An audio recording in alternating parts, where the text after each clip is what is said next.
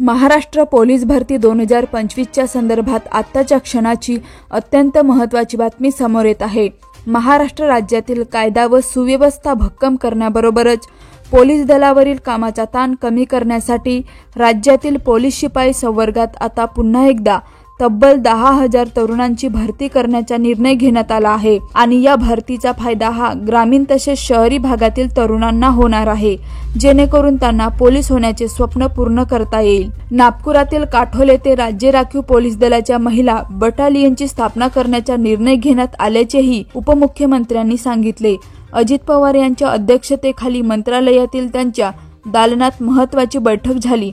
या झालेल्या बैठकीत गृह विभागाकडून पोलीस शिपाई पदाच्या 8,000 जागा भरण्याचा प्रस्ताव मांडण्यात आला होता, परंतु उपमुख्यमंत्री अजित पवार यांनी त्यात आणखी 2,000 जागा वाढवून एकूण 10,000 पोलीस शिपाई भरती करण्याचे व ही भरती प्रक्रिया येत्या वर्षभरात पूर्ण करण्याचे निर्देश दिले। राज्यात 10,000 पोलीस शिपायांची भरती करण्याबरोबर नागपूरच्या काठोल येथे राज्य राखीव पोलीस दलाची महिला बटालियन स्थापना करण्याच्या निर्णयावरही आज उपमुख्यमंत्र्यांच्या अध्यक्षतेखालील बैठकीत शिक्कामोर्तब करण्यात आले।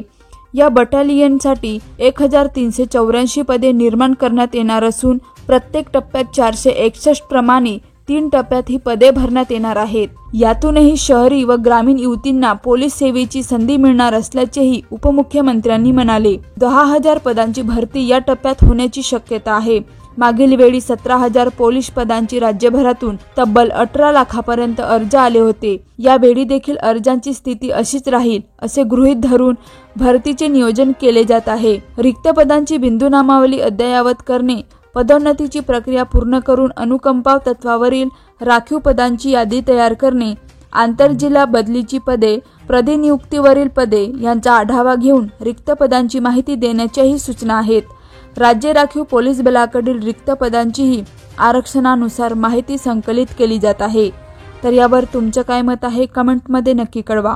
तर अशाच प्रकारच्या ताज्या आणि महत्त्वाच्या बातम्या जाणत रहा आणि आपल्या MS24 मराठी न्यूज या यूट्यूब चॅनलला लाईक आणि सबस्क्राईब नक्की करा। तोपर्यंत नमस्कार।